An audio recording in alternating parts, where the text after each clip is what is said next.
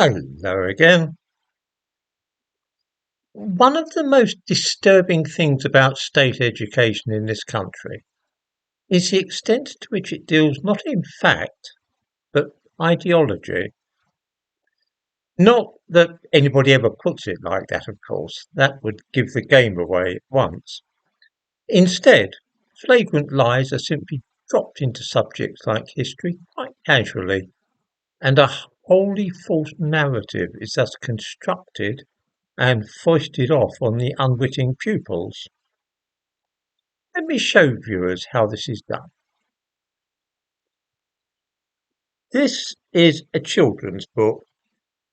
It's called the Encyclopedia of the Roman World, and it's found in many schools and also a lot of children's libraries. I'd like you to look at the cover for a moment, if you will, and see if you notice anything about the picture there of the Roman soldier.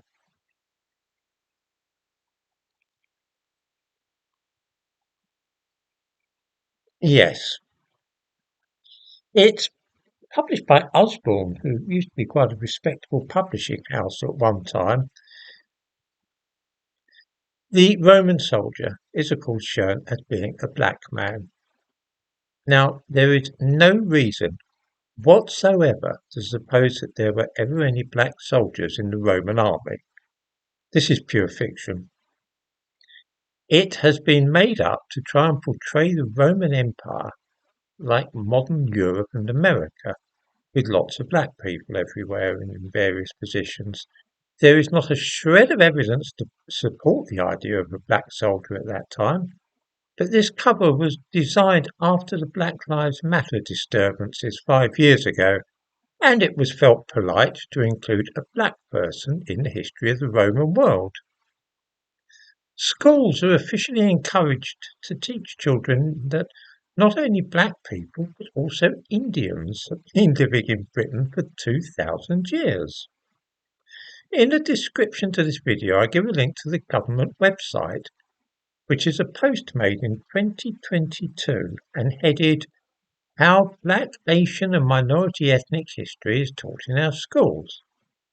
This is part of a blog aimed at both parents and teachers and published by the British government. We read as follows. From at least the Roman times, Black, Asian and other minority ethnic people have been an integral part of Britain, and the national curriculum supports teaching about their contribution. This is completely, absolutely and deliberately untrue. Asian people, and by Asian, I'm assuming here that the writer means people from either India or China, made no contribution whatsoever to Britain in the Roman period because there weren't any here. There were no Indians or Chinese in Britain 2,000 years ago.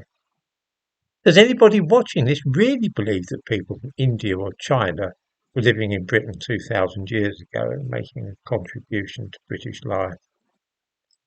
I have never heard this suggested anywhere by any historian, and there's certainly no evidence to support the idea either archaeologically or by analysis of skeletons and so on.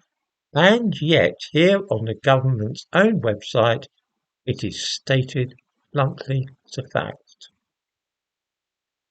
There is, of course, literally no evidence either that there was ever a single black person in this country during the Roman occupation, but that too is printed there as though it were an established fact. There is something a little terrifying about this kind of barefaced distortion of history.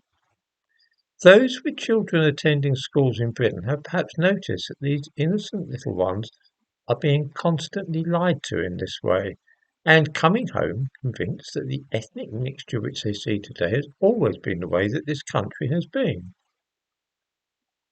Claiming that Asian people were an integral part of Britain 2,000 years ago is simply a lie, as is the idea that black people were here also at that time. Every supposed piece of evidence for this idea has been comprehensively demolished, and no scientific tests on human remains have ever revealed anybody from Africa or Asia in this country at that time. The same, incidentally, applies to the Roman Empire as a whole. Whenever proper testing is carried out on skeletons from that time, nobody from sub-Saharan Africa or Asia has ever been found. Let me give you an example of this. How can we possibly know the ethnic composition of ancient Rome, you ask? The answer is that between a third and four-tenths of the city's population were slaves, and they tended to be buried without elaborate tombs, grave goods, or indeed even markers. Excavating an ordinary cemetery will almost certainly mean encountering a large proportion of burials of ordinary working people and slaves. In recent years, a number of large-scale surveys of burial grounds from the days of imperial Rome have been undertaken, and the bones analysed for various trace elements and so on, which enable us to be fairly sure which part of the world the person came from. Water from different sources causes isotopes of oxygen to build up in varying levels in tooth enamel, meaning that it's possible to be fairly sure where an individual spent his or her childhood. One such examination of the necropolis of Isola Sacra near Rome found that many of those buried there had been born and spent their childhoods in other parts of Europe, which suggests that they may have been slaves captured and brought to Rome. Of the 61 bodies examined, only one had elements in the bones consistent with an origin outside Europe, in that particular case North Africa, which was of course a Roman. The Romans colonised the area, and there was mixed ancestry between Romans, Carthaginians, who were from what is now Lebanon, and also the ancestors of the Berbers. They certainly weren't black people. Of course, there may have been the occasional black person to be found here. By the way, I'll give a link in the description to this video to that particular piece of research at Isola Sacra. It's possible that there were the odd black person here and there, but there is no evidence for this, only guesswork.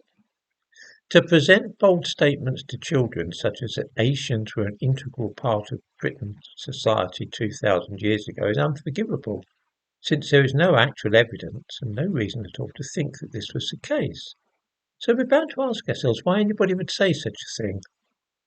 The only answer which I can come up with is a political one. That is to say that it's been decided that it would be a good thing if the rising generation could be persuaded that such a thing was so, because then they are more likely to accept the situation today of the large numbers of people belonging to visible minorities in their country.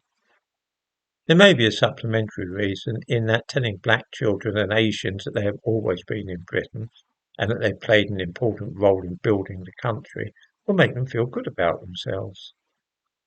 I've spoken only of one subject, one school subject, which is history, but the same process is also taking place with geography and science. But I think I'll have to leave that for a video on another occasion, as I've been talking quite long enough.